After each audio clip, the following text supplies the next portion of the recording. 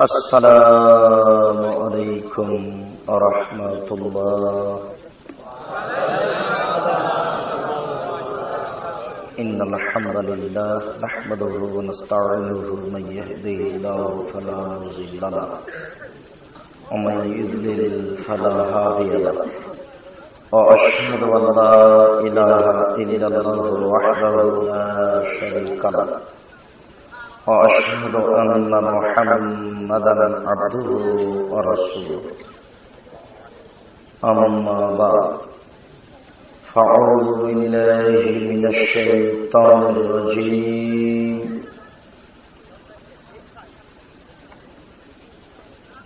فصل لربك عن بريدة رضي الله تعالى عنه قال قال رسول الله صلى الله عليه وسلم بين العبد وبين الكفر ترك الصلاة رواه أبو داود بسند صحيح।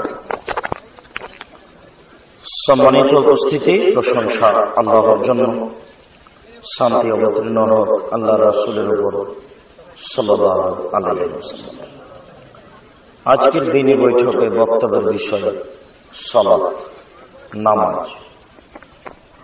সালাত সম্পর্কে এক গুরুত্বপূর্ণ তথ্যবহুল বিবরণের চেষ্টা করব ইনশাআল্লাহ আজিজ।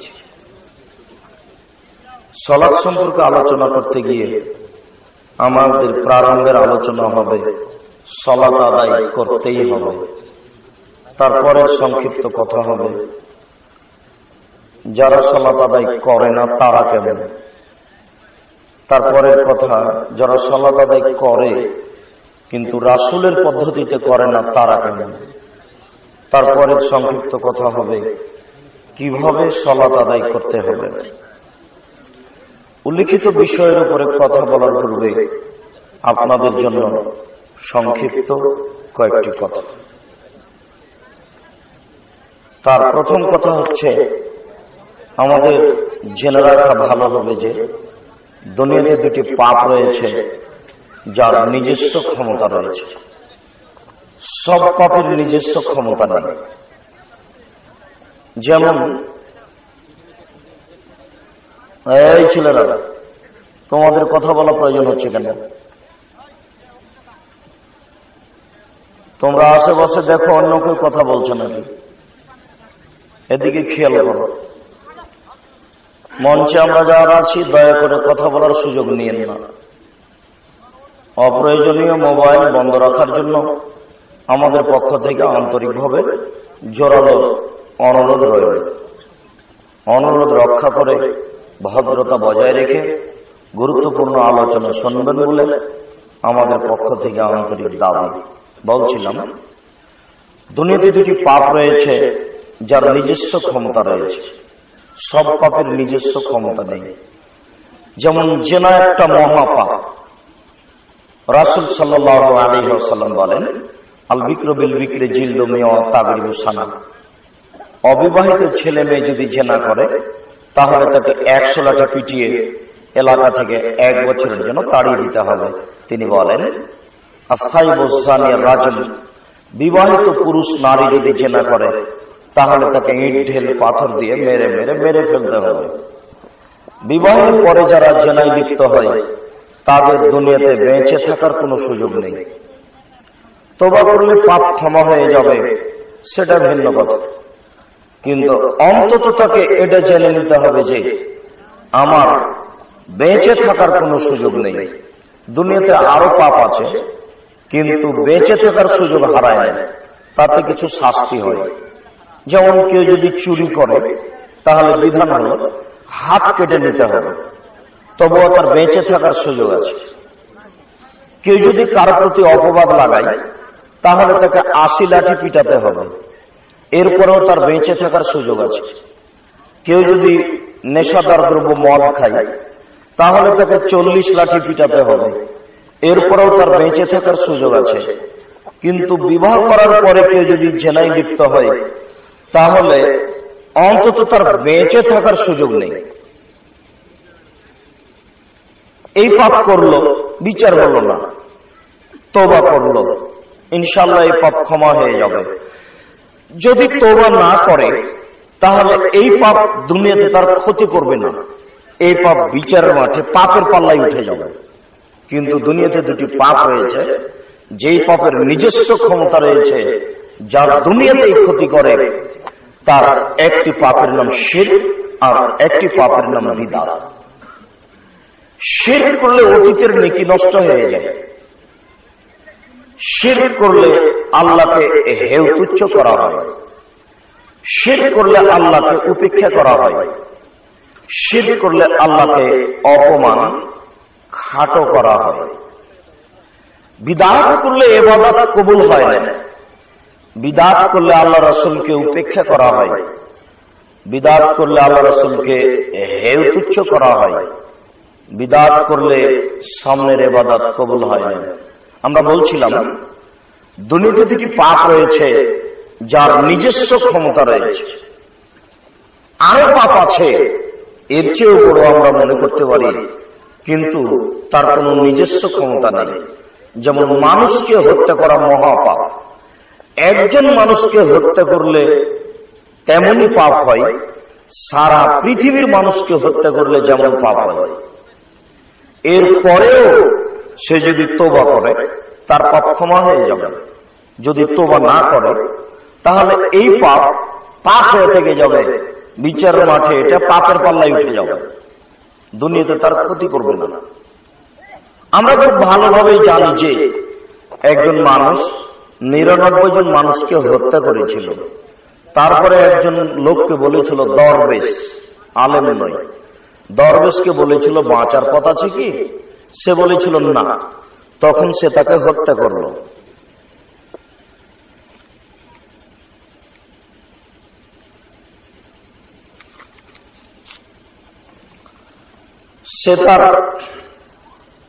সে ব্যক্তিকে হত্যা করল, 100 জন হল। এরপরেও সে ক্ষমার পথ খুঁজল, আল্লাহ তাকে ক্ষমা করে দিলেন। 100 জন মানুষকে হত্যা করার পরেও সে ক্ষমা পেয়ে গেল। অথচ মানুষ হত্যা করা মহাপাপ।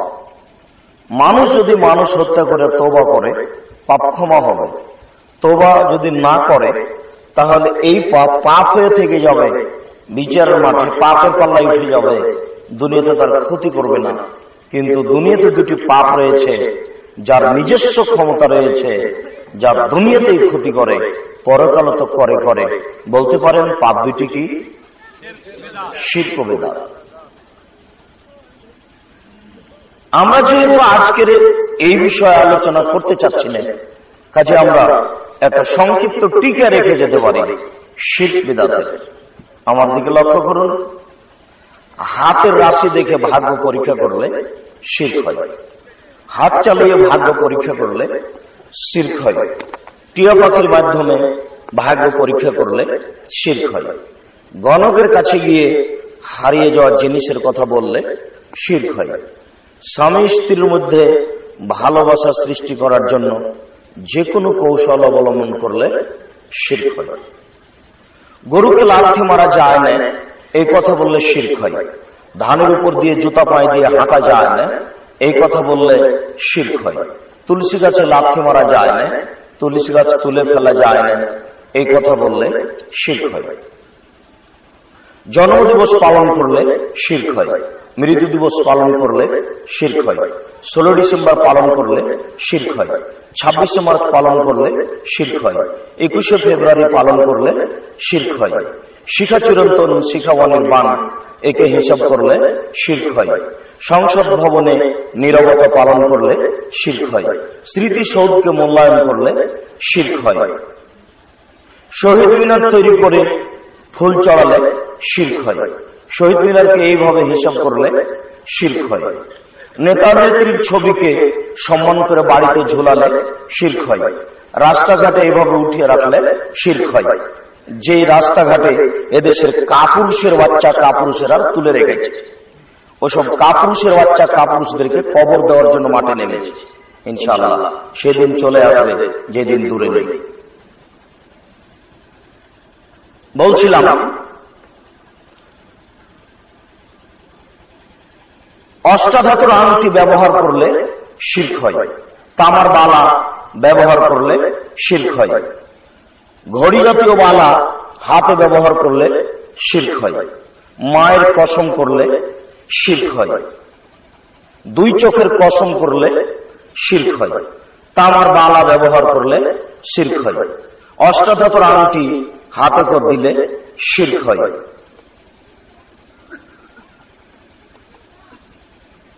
আপনার কবরকে সম্মান করলে শিরক হয়, কবরের উপরে ফুল চড়ালে শিরক হয়, কবরের কাছে কিছু চাইলে শিরক হয়, কবরের কাছে মাথা নত করলে শিরক হয়। এদেশের মাটিতে অসংখ্য শিরক রয়েছে। কোরআন মাজিদে হাত রেখে কসম করলে শিরক হয়, ছেলের মাথায় হাত রেখে কসম করলে শিরক হয়, মসজিদে গিয়ে কসম করলে শিরক হয়। যে কোনো শস্য নতুন হলো নবান্ন হিসাবে তাকে খেলে ব্যবহার করলে শিরক হয়। যমজ জোড়া কলা খেলে যমজ সন্তান হতে পারে এমন মন্তব্য করলে শিরক হয়। হাত থেকে গিলাস পড়ে গেল কুটুম্ব আসতে পারে এমন হিসাব করলে শিরক হয়। ঘরের উপরে কাক ডাকছে কেউ আসতে পারে এই হিসাব করলে শিরক হয়। আমি বলছিলাম টিকটিকি টিকটিক করে উঠলো, আমি বললাম ঠিক বলেছি, এরকম কোন হিসাব করলে শিরক হয়। আপনার স্ত্রী ফরজ গোসল না করে ঘর ঝাড়ু দিতে পারে না, ভাত রান্না করতে পারে না, বেগুন গাছ থেকে বেগুন তুলে আনতে পারে না, সিম গাছ থেকে সিম ছিঁড়ে আনতে পারে না, এমন হিসাব করলে শিরক হয়। আপনার স্ত্রী ফরজ গোসল না করে সবকিছু করতে পারে, পারে না নামাজ পড়তে, পারে না কোরআন তেলাওয়াত করতে, এছাড়া সবকিছু করতে পারে। লোকটি মারা গেছে, ওই ঘরে 3 দিন যাবৎ বাতি জ্বালিয়ে রাখলে শিরক হয়, আগরবাতির ব্যবস্থা করলে শিরক হয়।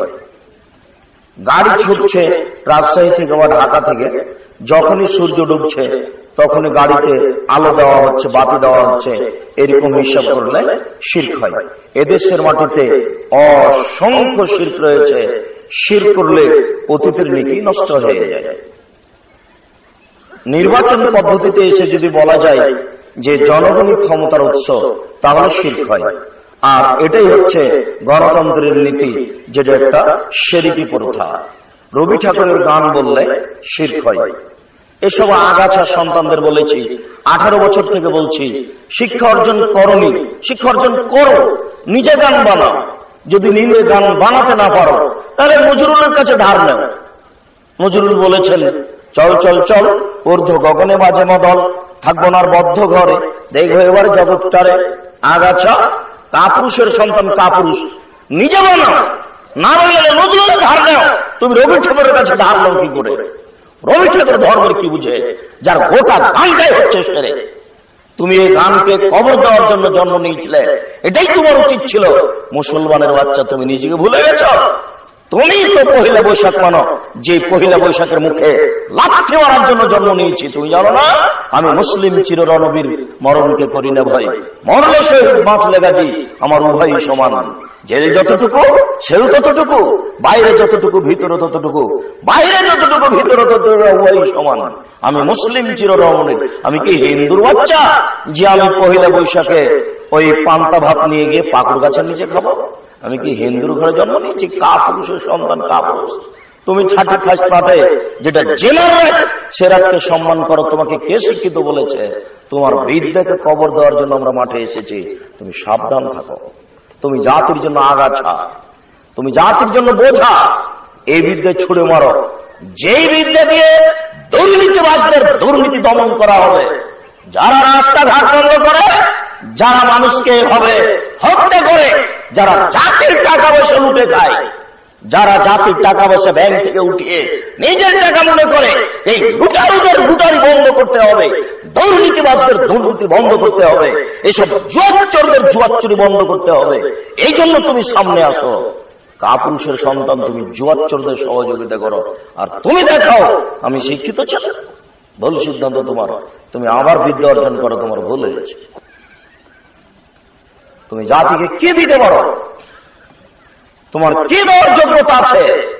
যারা লুটারো, যারা দুর্নীতিবাদ, যারা জাতিকে অন্যায়ভাবে হত্যা করে তুমি তার সহযোগিতা করো, তোমাকে চিনি না? তুমি মুসলমানের বাচ্চা হয়ে পহেলা বৈশাখে পান্তা নিয়ে ইলিশ মাছ নিয়ে পাকড় গাছের জিতলে ছি ছি, একটু লজ্জা করো না? তোমার বিদ্যাকে কবর দিতে এসেছি, সাবধান থেকো। বলছিলাম সম্মানিত দিনী ভাই, দুনিয়াতে যদি পাপ রয়েছে, যার নিজস্ব ক্ষমতা রয়েছে, তার একটি পাপের নাম শিরক। শিরক করলে অতীতের নেকি নষ্ট হয়ে যায়, শিরক করলে আল্লাহকে হেয় তুচ্ছ করা হয়, শিরক করলে আল্লাহকে অপমান করা হয়। আল্লাহ তাআলা কঠোর ভাবে আমাদের নবীকে বলছেন, জনগণের তো নেকি নষ্ট হয় হয়, লাইন আশরাকতা, আপনি যদি শিরক করেন লায়াবাতান নামালক, আপনারও নেকি বাতিল হবে। আল্লাহ তাআলা আমাদের নবীকে ধমক দিয়ে বলছেন, শুনুন, আপনিও যদি শিরক করেন তাহলে আপনারও নেকি বাতিল হবে, যারাই শিরক করবে তাদেরই নেকি বাতিল হবে। দুনিয়াতে আর একটি পাপ রয়েছে যার নাম বিদআত। বিদআত করলে ইবাদত কবুল হয় না।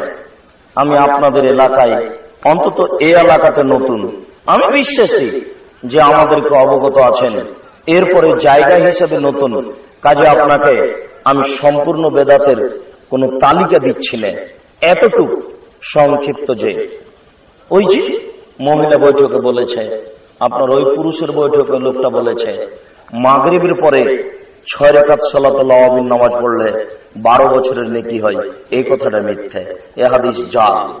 এইভাবে যদি মানুষ মাগরিবের পরে 6 রাকাত সালাত আদায় করে তাহলে তার ইবাদত কবুল হবে না, এটাই বেদাত। উল্লেখ্য যে শিরক মানুষের ধারণায় ভালো কাজ, বিদআত মানুষের ধারণায় ভালো কাজ, দুটাই মানুষের ধারণায় নেকির কাজ। যখনই গাড়িটা ঢাকা থেকে ছুটেছে যাবে কুমিল্লা ময়মনসিংহ, তখনই কন্ট্রাক্টরকে বারবার ড্রাইভার বলছে, এই শোনো, 10টা টাকা কবরে দিয়ে দাও। তার বিবেকে কাজ করছে, কবরে 10টা টাকা দিলে অন্তত গাড়িটা অ্যাক্সিডেন্ট হবে না, তার একটা ধারণা কাজ করছে। বিদআত মানুষের ধারণায় নেকির কাজ। মানুষ যদি জিনা করে তাহলে লজ্জা করবে, বলবে ছি ছি ছি ছি, নাউজুবিল্লাহ, এই ধরনের একটা পাপ হয়ে গেল, আস্তাগফিরুল্লাহ, তওবা করবে। কেন? তার ধারণা একটা খারাপ কাজ হয়েছে। কিন্তু মাগরিবের পরে যদি 6 রাকাত সালাতুল আওয়াবিন নামাজ পড়ে তাহলে তো মনে করবে ভালো কাজ করেছি, ও তো ক্ষমা চাইবে না। এমন কৌশল। ওই যে লন্ডন থেকে পড়ে এসে ডাক্তার চিকিৎসা করতে পারলো না, আর আজমির শরীফের ওই পাগল অষ্টাধাতুর আংটি দিল, তাতে সব ভালো হয়ে যাবে। আবার এমন আংটি দিল, বলে দিল যে কোনোদিন খুলতে পাবেন না, খুললে আবার ফিরে আসবে, তার মানে ও যেন কোনোদিন আর মুসলমান হতে না পারে। আশ্চর্য কৌশল। বোকা মানুষের মাথায় গোবর আছে, ওই নিয়ে ব্যস্ত আছে, হিসাবও করে না যেটা কেমন ঔষধ। ঔষধ যদি হয় তাহলে 8 দিন চললো, 15 দিন চললো, 3 মাস চললো, 6 মাস চললো, মরা পর্যন্ত চলে কি করে? এই কোন ধরনের ঔষধ? বিদআত মানে নেকির কাজ। লোকটা মরে মরে জান যায় যায়, লোকটা মরে মরে জান যায় যায়। আল্লাহ রাসূল বলছেন, লাক্কিনু মাউতাকুম লা ইলাহা ইল্লাল্লাহ, তোমাদের মুমূর্ষ ব্যক্তিকে লা ইলাহা ইল্লাল্লাহ স্মরণ করো। লাভ কি হবে? কোন ফাঁকে যদি ওই লোকটাই বলে লা ইলাহা ইল্লাল্লাহ, তাহলে জান্নাতে চলে যাবে। কিন্তু আপনি মুমূর্ষ ব্যক্তির পাশে সূরা ইয়াসিন পড়ছেন কেন? এটা কে বলল? কোরআন মাজিদ পড়ছেন কেন? এটা কে বলল? এর নাম বিদআত। কোরআন মাজিদ পড়লে পাপ হবেই, এর নাম বিদআত। আমার মাযহাবী ভাইরা ভাগ করেছে মাগরিবে মরার পরে, আর আহলে হাদিস ভাইরা ভাগ করেছে মরার আগে, ভাগাভাগি করে নিয়েছে। অথচ এটাও বিদআত, ওটাও বিদআত। মানুষ মারা গেলে 2টা কাজ চালু থাকে, একটা মুখের দোয়া আর একটা আর্থিক দান। বাপ যেদিন মরেছে সেদিন গরু জবাই করে খাওয়ালে পাপ হবেই, 40 দিনের দিন গরু জবাই করে খাওয়ালে পাপ হবেই। এরই নাম রাসূলকে অপমান করা। আবার আশ্চর্য, আপনাদের এলাকায় ওই গরু জবাই করেছে তো আত্মীয় স্বজন সবাই খাচ্ছে, তো বাপের নামে যেটা করেছেন সেটা তো এমনিতেই বেদাত হয়েছে, ওটা একটা পাপ। তো সবাই খাচ্ছেন কেন? যেটা করেছেন ওটা তো সাদকা, আর সাদকা হচ্ছে মানুষের ময়লা, যে ভিক্ষা করে বেড়াই সেই খাবে। তা আপনার এই সম্রাট ধনী চাচা কখন ভিক্ষুক হলো যে ও এসে খাচ্ছে? বুঝতে পারলেন না মনে হয়? ও তো কোটিপতি ধনী, নাকি ঢাকায় থাকে, তো ওকে ভিক্ষুক বানালেন কি করে? ও যে ওইটা খাচ্ছে, মরা মানুষের নামে যেটা করা হয় সেটা সাদকা, বুঝলেন কি না? বুঝেন তো? আমি রাজশাহী চাঁপাই নবগঞ্জের মানুষ, এখন ভাষা বুঝতে একটু অসুবিধা হয় নাকি? শুক্রিয়া, জাযাকুমুল্লাহ খায়র। জেনে বুঝে এরকম অন্যায় করিয়েন না। এই যুবক, তোমাকে পিছনে সরিয়ে নেওয়ার জন্য আর একটা কথা বলি। আসলে তোমাকে দেখলে আমার খুব ভারী লাগে। তুমি জানো, একজন মুসলমান মারা গেলে আর একজন মুসলমান শোক পালন করবে 3 দিন, আর স্বামী যদি মারা যায় তাহলে স্ত্রী শোক পালন করবে 4 মাস 10 দিন। তুমি 40 বছর পরেও শোক পালন করছো। তোমাকে আমি চিনি না। তুমি রাস্তার 2 ধারে দিয়ে লম্বা ব্যানার দিয়ে লিখে রেখেছ, কি তুমি লিখে রাখনি? ছি, তোমার বিদ্যাকে কবর দিতে এসেছি। তুমি জাতির জন্য আগাছা, তুমি জাতির জন্য আগাছা, তুমি জাতির জন্য আগাছা। আমি মুসলিম চিরনবীর, আমি 40 বছর পরে শোক পালন করি না, করব না, দেহে শ্বাস থাকাকালীন করবো না। তোমাকে বলে রাখলাম, তুমি কাপুরুষের বাচ্চা, কাপুরুষ, তুমি অশিক্ষিত সন্তান, অশিক্ষিত, তুমি করতে পারো, আমি করব না। আমি মুসলিম। একজন মারা গেলে আমি 3 দিন শোক পালন করব। আর যদি মহিলার স্বামী মারা যায় কতদিন? 4 মাস 10 দিন। আমি 40 বছর পরে শোক পালন করি না। তুমি আমাকে শিক্ষিত দেখাচ্ছ? সাবধান থেকো। এদেশের মাটিতে অসংখ্য বেদাত রয়েছে। বিদাত করলে ইবাদত কবুল হয় না, অন্তত এই কথাটা জেনে নেন। এরপরে রাসূলকে অপমান করা হয়। মুরব্বী আজকে ফজরের সালাতের পরে বলবেন, আহমদ তুমি তো বাবা আমাদের মসজিদে 20 বছর থেকে ইমামতি করছো, বলো তো আমাদের গ্রামে কোনো বেদাত আছে? যদি না থাকে আলহামদুলিল্লাহ, ভালো কথা। আর যদি থাকে তাহলে সেটা বলো কোনটা, আমরা সেটা পরিহার করবই। কেন? আব্দুর রাজ্জাক সাহেব সেদিন বলে গেলেন যে আল্লাহর নবী বলেছেন, মান আওয়া মুহদাসান, কেউ যদি বিদআত করে লা ইকবালু আনহু আদলু সারফ, তাহলে তার ফরজ ইবাদত কবুল হবে না, নফল ইবাদত কবুল হবে না। আপনি বিদআত করলে ফরজ ইবাদত কবুল হবে না, নফল ইবাদত কবুল হবে না। বুখারী মুসলিম, এটা চূড়ান্ত। ইমাম সাহেব নামাজ শুরু হতে যাচ্ছে ঈদের মাঠে, তাই বলছে আর 5 মিনিট আছে, আসেন আসেন, আর 5 মিনিট আছে। আসেন আসেন শব্দটা মুখে উচ্চারণ করলে পাপ হবে, এর নাম বিদআত। 2 জন মানুষ এসেছে, আপনি সালাত আদায় করে নেন। আল্লাহ রাসূল বলছেন লা আযানা ওয়ালা ইকামা ওয়ালা নিদা, ঈদের মাঠে আজান নাই, একামাত নাই, ডাক নাই। আপনি এটা বলতে গেলেন কেন? এদেশের মাটিতে অসংখ্য বেদাত রয়েছে। আজকের জন্য সংক্ষিপ্ত এটুকুই রেখে আমরা সামনের দিকে যাচ্ছি। আপনি জেনে নিন মুরব্বির কাছে, ইমাম সাহেবের কাছে কত বেদাত আছে।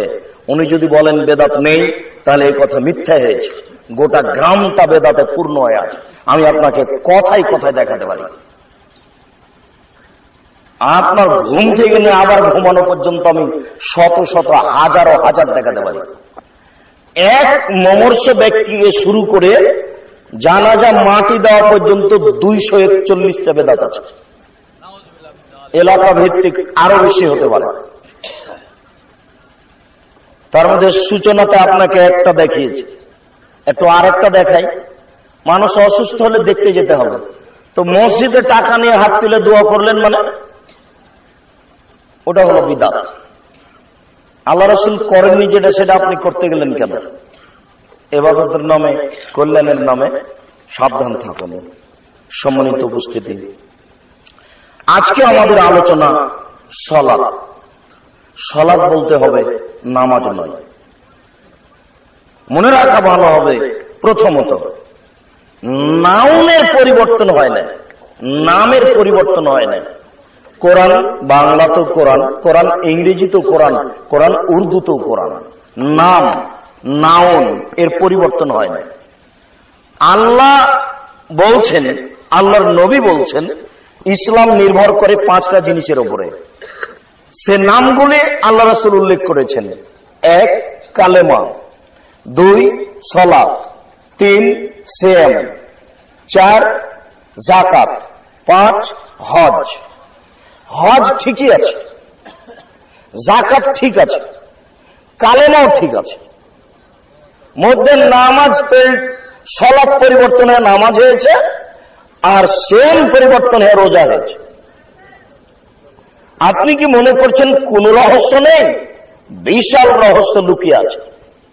অর্থের দিকে লক্ষ্য করে দেখেন, সালাত মানে হচ্ছে প্রার্থনা করা, আর নামাজ মানে হচ্ছে উপাসনা করা। উপাসনা অন্য জাতীয় করে, দুইটার মধ্যে অনেক পার্থক্য। রোজা মানে হচ্ছে উপবাস থাকা, আর সিয়াম মানে হচ্ছে বিরত থাকা। অনেক পার্থক্য। অন্য জাতীয় উপবাস থাকে। কাজেই প্রথমত নীতিগত কথা হচ্ছে নামের পরিবর্তন হবে না। দ্বিতীয়ত এই দুটো নাম পরিবর্তন হয়েছে, এর পিছনে রহস্য আছে। অবশ্যই মনে রাখবেন, দোজখ বেহেশত, জাহান্নাম জান্নাত, বিশাল পার্থক্য। জাহান্নাম মানে যেখানে আগুন আছে, পানি আছে, সর্ব ধরনের শাস্তি আছে। আর দোজখ মানে হচ্ছে নরক, শুধু আগুন।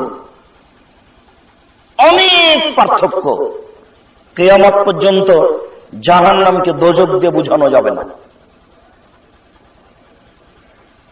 বেহেশত স্বর্গ, যেখানে শান্তি আছে বা সমস্যা নেই। আর জান্নাত মানে বাগান, হেঁটে বেড়াবে মানুষ, ছুটে বেড়াবে মানুষ, সুবিধা মতো কাজ করবে মানুষ, প্রয়োজনে চাষ করবে। আল্লাহ রাসূল বলছেন যে যা মন চাইবে তাই হবে। তো একজন লোক বলছে, আল্লাহ রাসূল জমি চাষের ব্যবস্থা আছে? বলে হ্যাঁ আছে। তুমি যদি চাও তো জমি চাষ করবে, এই তাড়াতাড়ি হয়ে যাবে। তখন আরেকটা লোক বলছে, আল্লাহ রাসূল এই যে লোকটা জিজ্ঞাসা করেছে জমি চাষের ব্যবস্থা আছে, ওই মনে হচ্ছে যে আনসারী মানুষ। তখন আল্লাহ রাসূল হেসে উঠেছেন, ওরা ঠিকই বলেছে, ওরা জমি চাষ করে তো সেই জন্য জান্নাতে জমি চাষ চাচ্ছে। আল্লাহ রাসূল বলেন যে ওটা আছে। জান্নাত মানে বাগান, ফিরি ঘুরবে। বেহেশতের সাথে জান্নাতের কোনো সম্পর্ক নেই। জান্নাতকে বেহেশত দিয়ে বোঝানো যায় না, স্বর্গ দিয়ে বোঝানো যায় না।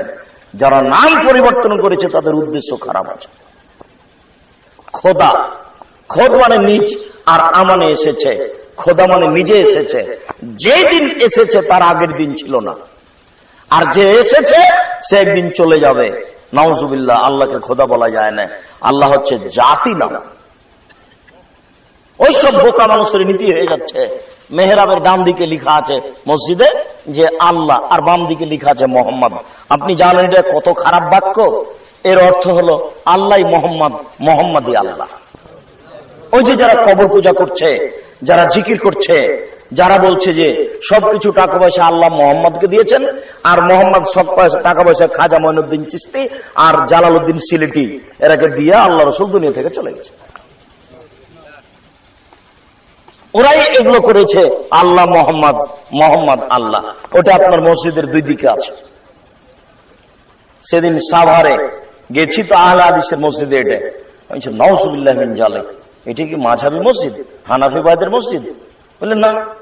না, হতেই পারে না, এটা মাযহাবী ভাইদের মসজিদ। না, এটা আহলে হাদিস মসজিদ। অসম্ভব, এটা হতে পারে না। কোনদিন কেউ আসেনি? আমি বললাম, সভাপতি সাহেব, আগামীকাল সন্ধ্যা হতে হতে যদি আল্লাহ মোহাম্মদ না উঠানো হয় তাহলে আপনি সভাপতি থাকবেন না, আমি বলে গেলাম। যদি আপনি থাকেন তাহলে আপনি আমার সাথে অন্যায় আচরণ করেছেন, এটা প্রমাণ হবে। শুনুন, আপনাকে বললাম, আপনি আমাকে আগামীকাল সন্ধ্যায় রিং করে জানাবেন সভাপতি এটা করেছে কিনা। তো পরক্ষণে দেখলাম যে সভাপতি কারো অধীনে থাকে না, উনি একাই মসজিদ তৈরি করেছে। আমাকে বলছেন যে সন্ধ্যা পর্যন্ত সময় দিচ্ছেন কেন? আপনি এখন বলেন আমি খুলে দিচ্ছি। জি আমি সেটাই চাচ্ছি, এখনই খুলে দেবেন। আল্লাহ মোহাম্মদ মানে বুঝলেন তো? আল্লাহ মোহাম্মদ, মোহাম্মদই আল্লাহ। ওটার অর্থ হলো এটাই, যেটা আপনাদের মসজিদে থাকতে পারে। জাতি কত অশিক্ষিত, জন্ম নেওয়ার পরেই পেটের 4 মাসের 6 মাসের হয়েছে, তখনই তার মা বলছে, বাপ বলছে ছেলেকে ইংলিশ মিডিয়ামে ভর্তি করতে হবে, ছেলেকে মাইকেল মধুসূদন দত্ত বানাতে হবে, ছেলেকে লন্ডন পাঠাতে হবে, ছেলে বিদেশ থেকে ব্যারিস্টারি শিখে আসবে। বাপও বুদ্ধিহীন, মাও বুদ্ধিহীন, ছেলে হবে বোকা। আপনার ছেলে আর আপনাকে দেখে আমার মনে হয় ওই পদ্মটার কথা। আপনার ব্যারিস্টার ছেলে আর আপনাকে দেখে মনে হয় আমার ওই পদ্মটার কথা। পদ্মটা আপনার মনে আছে, একটু বললে আপনি বুঝতে পারবেন। বাবু উঠেছে নৌকায়, বাবু বলছে মাঝি বলতে পারিস রে চাঁদ কেন বাড়ি কমে? তখন মাঝি বলছে আমি কি ওসব জানি, ও দেখি তোর জীবন চারা নাই মিছে। মাঝি বলতে পারিস এটা কেন হয়? আমি কি ওসব জানি, ও দেখি তোর জীবনে আটা নাই মিছে। মাঝি বলতে পারিস এটা কেন হয়? আমি কি ওসব জানি, ও দেখি তোর জীবন 12 আনায় মিছে। ইতিমধ্যে বাতাস উঠেছে, নৌকা হিলে উঠেছে। মাঝি বলছে বাবু সাঁতার জানো বাবু? তখন বাবু বলছে না রে মাঝি না, আমি তো সাঁতার জানি না। তখন মাঝি বলছে ও বাবু এখন কেন কাবু? এখন দেখি তোমার জীবন 16 আনায় মিছে, এদের বাপ বেটার জীবন 16 আনায় মিছে, টাকাটি লস, জীবনটাই বৃথা। এই পথে চলিয়েন না, ভুল হচ্ছে। একটু ধর্মকর্ম বুঝে জীবিকা নির্বাহ করার চেষ্টা করুন, আল্লাহ ফলাফল দিবেন জান্নাত, যেটার বিকল্প শান্তির আর কোনো জায়গা নেই। বলছিলাম সম্মানিত দিনী ভাই, নামাজ না বলে সালাত বলার চেষ্টা করতে হবে। মহান আল্লাহ বলেন ফাসাল্লি লিরাব্বিক, মুহাম্মদ আপনি আপনার প্রতিপালককে সন্তুষ্ট করার জন্য সালাত আদায় করুন। মহান আল্লাহ বলেন আকিমিস সালাত লিযিকরি, তোমরা সালাত আদায় করো আমাকে ডাকার জন্য। মহান আল্লাহ বলেন ইন্নাস সালাতা তানহা আনিল ফাহশাই ওয়াল মুনকার ওয়া লাযিকরুল্লাহি আকবার, নিশ্চয় সালাত মানুষকে অশ্লীল অপছন্দ কাজ থেকে দূরে রাখে, নিশ্চয় সালাত আল্লাহকে ডাকার সবচেয়ে বড় মাধ্যম, নিশ্চয় সালাত সবচেয়ে বড় জিকির। সালাত দিয়ে আল্লাহকে যত ডাকা যায় আর কোন ইবাদত দিয়ে আল্লাহকে তত ডাকা যায় না। ইবাদতের জগতে সবচেয়ে দামি ইবাদত হলো সিয়াম, রোজা। সিয়াম দিয়ে আল্লাহকে যত ডাকা যায় আর কোন ইবাদত দিয়ে আল্লাহকে তত ডাকা যায় না। সিয়াম দিয়ে আল্লাহকে যত সন্তুষ্ট করা যায় আর কোন ইবাদত দিয়ে আল্লাহকে তত সন্তুষ্ট করা যায় না। সালাত দিয়ে আল্লাহকে যত ডাকা যায় আর কোন ইবাদত দিয়ে আল্লাহকে তত ডাকা যায় না। সালাতই হচ্ছে আল্লাহকে ডাকার সবচেয়ে বড় মাধ্যম। একটু উল্লেখ্য যে অত্র আয়াতে বলা হচ্ছে সালাত মানুষকে অশ্লীল কাজ থেকে দূরে রাখে। এই কথাটার সাথে বাস্তব কিছু বোঝা গেল না। বহু মহিলাই বোরখা পরে থাকে, 5 ওয়াক্ত সালাত আদায় করে, তাহাজ্জুদ পড়ে, এরপরেও জেনায় লিপ্ত আছে। বহু ছেলে 5 ওয়াক্ত সালাত আদায় করে, ছোট বয়সে তাহাজ্জুদও পড়ছে, কিন্তু নারীর সাথে মোবাইলে গল্প করে, জেনাও করে। এটা কেন? এখানে তো আল্লাহ বলছেন সালাত মানুষকে অশ্লীল কাজ থেকে দূরে রাখে। কেমন হলো কথা? ও তো তাহাজ্জুদও পড়ে, জেনার সাথে জড়িত আছে, এটা কেমন হয়ে গেল? জি মনে রাখবেন, ইমানের 70টি শাখা রয়েছে। শাখা যত বেশি হবে ইমান তত বেশি হবে, পাপ তত কম হবে।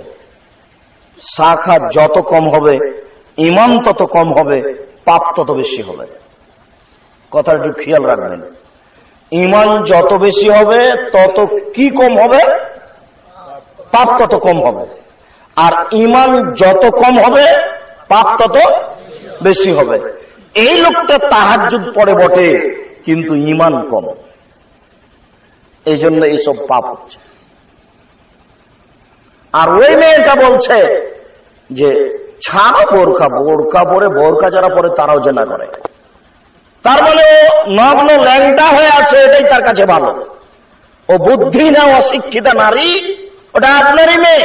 আপনি একজন কাপুরুষ, আপনি বিবাহ করেছেন কেন? আল্লাহ রাসূল তো আপনাকে বিবাহ করতে নিষেধ করেছেন। ওটা আপনারই মেয়ে, যেটা ঢাকা বিশ্ববিদ্যালয়ে নগ্ন পোশাকে পড়ে। আপনি আবার তাহাজ্জুদ পড়েন, আপনি আবার চিল্লে দেন লন্ডন চলে গেছেন। বেটি এখানে বিশ্ববিদ্যালয়ে নগ্ন পোশাকে পড়ে আর চলে, আর ওখানে তাহাজ্জুদ পড়ে জান্নাত কিনবে। জান্নাত পড়ে আছে, টাকা দিয়ে পাওয়া যায়। এদেশের নেতা নেত্রীর মতো, এদেশের নেতা নেত্রী কবরের চতুর্দিকে দাঁড়িয়ে হাত তুলে দোয়া করে। ধর্ম নিজের ব্যাপার। আরে নারী পুরুষ তো আছে আছে, হিন্দু লোক তো হাত তুলে আছে। ধর্ম নিজের ব্যাপার। धर्म হচ্ছে राजशाही चांपाइनबाबगंज हवाई लड्डू, दोनों हाथ में लड्डू है, जो चाहे उसको खा ले, जो चाहे उसको छोड़ दे। धर्म নিজের ব্যাপার, ধর্ম পৈতৃক সম্পত্তি। তাই তো তারা এইভাবে দেখাচ্ছে ধর্ম। শুনুন, একজন মানুষের নীতিতে চলে ধর্ম, যার নাম মোহাম্মদ সাল্লাল্লাহু আলাইহি সাল্লাম। পৃথিবীর কোন মানুষের নীতিতে ধর্ম চলে না। বুজুর্গানের দিনের দোহাই দিয়ে ধর্ম চলে না, বড় হুজুরের দোহাই দিয়ে ধর্ম চলে না, পীর সাহেবের দোহাই দিয়ে ধর্ম চলে না, কোন ইমামের দোহাই দিয়ে ধর্ম চলে না। ধর্ম একজন মানুষের নীতিতে চলে। বলেন তো তার নাম কি? তার নাম মোহাম্মদ সাল্লাল্লাহু আলাইহি সাল্লাম। সারা দেশের নারী পুরুষ যদি কবরে ফুল চড়িয়ে চতুর্দিকে হাত তুলে দোয়া করে, সারা দেশের মানুষই পাবে। ওগুলো একটা ঢং। আর যারা সহযোগিতা করছে তারা হচ্ছে ধর্মের নামে, এরাই হচ্ছে ওইরকম আলেম যে আলেমের ব্যাপারে আল্লাহ রাসূল বলেছেন তাকে দেখতে লাগে মানুষ, আর ভিতর হচ্ছে শয়তান, আর অন্তর হচ্ছে শয়তানের অন্তর, তাকে দেখতে লাগে মানুষ। ওইসব হুজুরই তাদেরকে সহযোগিতা করে। নইলে তারা এইভাবে ধর্ম মানছে কেন? ধর্ম কেন এমন হবে? ধর্ম তো এমন হওয়ার কথা নয়। ঈমান যত বেশি হবে পাপ তত কম হবে। ওই মেয়েটা কেন বলছে যে বোরখা পরে আছে, জেনা করে, ওই খারাপ, আমি ভালো? তুমি একটা অশিক্ষিত নারী, তোমার মুখ দেখলে পাপ হয়, তোমার হাত দেখলে পাপ হয়, তোমার পা দেখলে পাপ হয়, তোমার চুল দেখলে পাপ হয়, তোমার দেহ দেখলে পাপ হয়, তোমার সারা দেহটাই হচ্ছে জেনার বস্তু মানুষের জন্য। আর তুমি দেখাচ্ছ আমি ভালো, আর বোরখা পরে অন্যায় করছে। ভালো হতে হবে বোরখা পরেই। বোরখা পরে কেউ খারাপ করছে এই জন্য বোরখা পরা হবে না, এই কথা নয়। তুমি কি করে নিজেকে ভালো দেখাচ্ছ? তোমার মুখ দেখলে পাপ হয়, তোমার হাত দেখলে পাপ হয়, তোমার পা দেখলে পাপ হয়, তোমার চুল দেখলে পাপ হয়, তোমার অঙ্গ প্রত্যঙ্গ দেখলে পাপ হয়, তোমার গোটা দেহটাই হচ্ছে অন্যের জন্য পাপের বস্তু। আবার তুমি দেখাচ্ছ আমি ভালো আর ওই খারাপ। তুমি একটা অশিক্ষিত নারী। রাসূল সাল্লাল্লাহু আলাইহি সাল্লাম বলেছেন, তিন শ্রেণীর মানুষ জান্নাতে যাবে না, তিন শ্রেণীর মানুষ জান্নাতে যাবে না, তিন শ্রেণীর মানুষ জান্নাতে যাবে না। এক, মধুমেনুল খামর, নিয়মিত বিড়ি, তামাক, জর্দা, সিগারেট, গুল, নেশাদার দ্রব্য খায়, পান করে যারা, তারা জান্নাতে যাবে না। তওবা করে পথ থেকে ফিরে আসতে হবে। আজকে বলতে হবে, আল্লাহ, জিন্দেগিতে আর কোনোদিন সিগারেট মুখে দেব না, তুমি আমাকে সহযোগিতা করো। সহযোগিতা করার জন্য তিনি প্রতীক্ষমান রয়েছেন। আপনি তাকে বলেন, নিরাশার কিছু নেই। বিড়ি, তামাক, জর্দা, সিগারেট, গুল, নেশাদার দ্রব্য খেয়ে পান করে ও জান্নাতে যাবে না। তওবা করে পথ থেকে ফিরে আসতে হবে। আর রাজরত মিনান নেশায়, পুরুষের বেশধারী নারী জান্নাতে যাবে না। যারা পুরুষের জুতা স্যান্ডেল পরে, যারা পুরুষের শার্ট প্যান্ট পরে, যারা পুরুষের পোশাক পরে, তারা জাহান্নামে যাবেই। জাহান্নাম বলতেন নারী আর নারী, জাহান্নাম বলতেন নারী আর নারী, জাহান্নাম বলতেন নারী আর নারী, কিছু পুরুষ। দেখুন, আমি অনুবাদক, একটা মুসলিম গ্রন্থ থেকে হাদিসের একটা অংশ অনুবাদ করছি, আমি অনুবাদক। তিনি বলছেন, ওইসব নারী তো যাবে যাবেই, রাস্তাঘাটে যাদেরকে দেখছেন তারা সব জাহান্নামে যাবে। তওবা করে পথ থেকে ফিরে আসতে হবে। আমি অনুবাদ করছি, দেখুন। নেশাউন, মহিলা, কাসেতুন, কাপড় পরে থাকে, আর এতুন, উলঙ্গ। কাপড় পরে উলঙ্গ হয়, ওই যে আপনার স্ত্রী ছোট ব্লাউজ পরে আছে, পেট পিট দেখা যায়, এটাই উলঙ্গ পোশাক। ওই যে আপনার মেয়ে ফতুয়া গায়ে দিয়ে আছে, এটাই উলঙ্গ পোশাক। মুমিনাতুন, পুরুষকে নিজের দিকে আকৃষ্ট করে। দেখবেন আপনার মেয়ে যখন রাস্তায় হাঁটে তখন দুই ধারের পুরুষ তাকে দেখতে থাকে। মায়লাতুন, নিজেরাও পুরুষের দিকে আকৃষ্ট হয়। এটা কিভাবে? মেয়েটা বাড়িতে আছে, ভালোই আছে, তার মা বললো তোমার আব্বুকে ভাত দাও, দিল, বিছানাটা ঠিক করো, করলো, বেশ ভালোই আছে। কিন্তু বাড়ি থেকে বের হয়েছে, বাজারে যাবে, কলেজে যাবে, তখন কেন জানি কেমন কেমন করে, আনছান আনছান করে, একবার হাত হিলায়, একবার মাথা নাড়ে, একবার চুল হিলায়, একবার রাস্তার এই দিকে যায়, একবার ওই দিকে যায়, কেন জানি কেমন কেমন করে, কেন জানি আনছান আনছান করে। এ দেখেন পুরুষের দিকে আকৃষ্ট হয়েছে, নইলে বাড়িতে ছিল ভালোই ছিল, রাস্তায় এমন করে কেন? আল্লাহ রাসূল এই কথাই বললেন। মনে হচ্ছে যেন আল্লাহ রাসূল আপনার বাড়ির দিকে দেখে দেখে বলছেন, দেখেন তো আপনার বাড়ির সাথে মিল খায় কিনা, আপনার স্ত্রী আপনার মেয়ের সাথে মিল খায় কিনা। দেখেন, নেশাউন মহিলা, কাসেতুন কাপড় পরে থাকে, আরিয়াতুন উলঙ্গ, মমিলাতুন পুরুষকে নিজের দিকে আকৃষ্ট করে, মায়লাতুন তারাও পুরুষের দিকে আকৃষ্ট হয়। ফলাফল লায়াত খোল্লায় জান্নাত, ওরা জান্নাতে যাবে না, এরা জান্নাতে তো যাবে না, যাবেই না, এরা জান্নাতে তো যাবে না, যাবেই না, এরা জান্নাতে তো যাবে না, যাবে না।